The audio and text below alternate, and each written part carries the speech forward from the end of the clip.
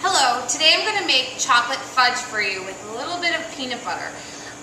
This is one of the first labs you're going to be doing with candy making, so it's very important that you review your candy making concepts before you do this. I'm going to touch on some of them, but make sure you're paying very close attention so you don't mess this recipe up.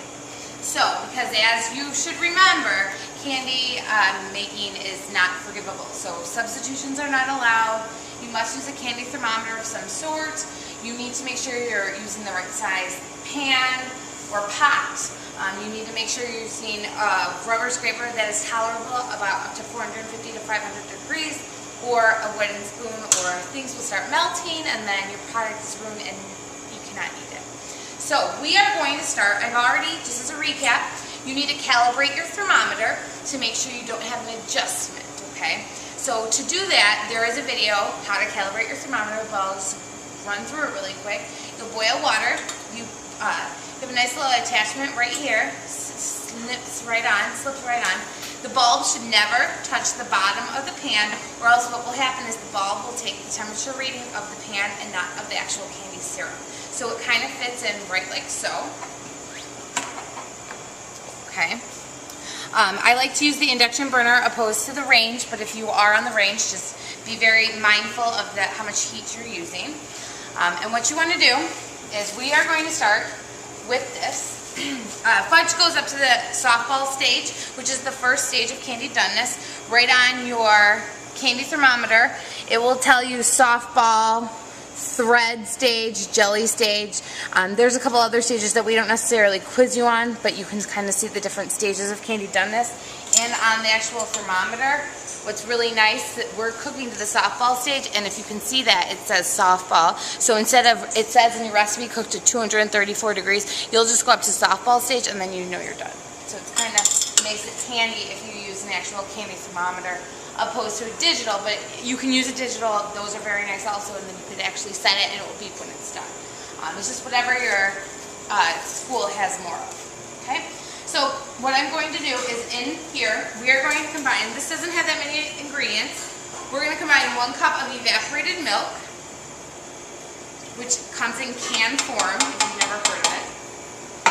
To that, we are going to add 3 cups of sugar, which I've already pre-measured. It's really important that when you're making any type of candy that you have your ingredients always pre-measured, because then you can kind of just go through it quite quickly. And then you're also, because it's fudge, we're going to incorporate our cocoa powder. And if you notice, I haven't even turned on my heat yet, which is fine. Then I'm going to take this and I'm going to mix it up before I even apply any heat, just to incorporate it. I'm going to take my candy thermometer out really quick. You're going to do this directly into the pan. Mix it until you have a very saturated solution. What you really want is to get some of that cocoa powder dry, kind of it clumps up. So you just want to, and the reason why I haven't applied the heat is because I want this really combined before I apply the heat, because with this recipe, if you over stir it, your the texture of the finished product when it cools is very sandy. It's weird.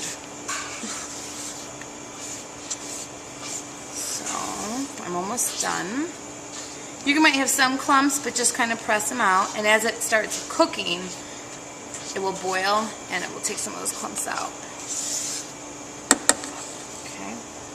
So now I'm going to put on my candy thermometer, and I'm going to turn this on high speed, and I'm going to wait for it to start to boil. When it gets up to my boil, I will show you that step. But it will take a little bit of time, so please be patient. As all candy recipes, you need to be patient. So we'll be right back. Alright, so I've reached my 234 degrees as my recipe says. I'm going to take the candy thermometer out. And as I told you at the beginning of the video, this, let me turn this bad boy on. Okay, this is going to have some peanut butter. So the recipe calls for a 1/4 cup of peanut butter, which I've already pre-measured. just going to take it right out. And what's nice is the peanut butter is very creamy, so it's going to mix right in, and it's going to melt, and it's going to help create a nice smooth texture to your candy. I'm just going to throw this away. You want this off the heat. You do not want to add it in on the heat because it will continue to cook your cooked syrup, your candy.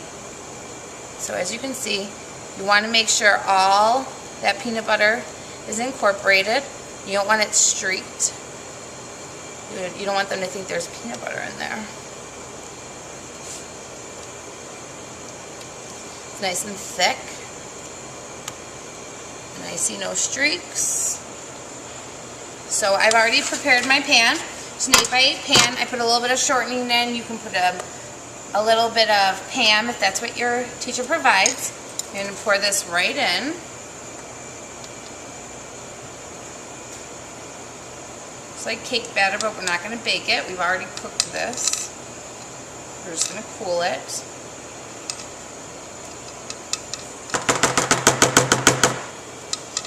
Get all that out of there. And then you're just going to take this. Make sure it's nice and even. And what I'm going to do is just straighten it out. Okay, so now what I'm going to do is I'm going to cover this in plastic wrap and I'm going to let it set and cool, and then I'll show you what the finished product looks like when we cut, and you will eat and enjoy. Hello. I've just taken our cooled chocolate peanut butter fudge out of the refrigerator, and as you can see, I cut a little piece. When you're cutting fudge, you want it bite-sized. Sometimes we serve these at catering events or things like that, and we would put this in a mini muffin liner for nice presentation. You can put this into a little box of candy, but you don't want it big and bulky because it's so rich and definite. So here's our finished product. Enjoy. Thank you.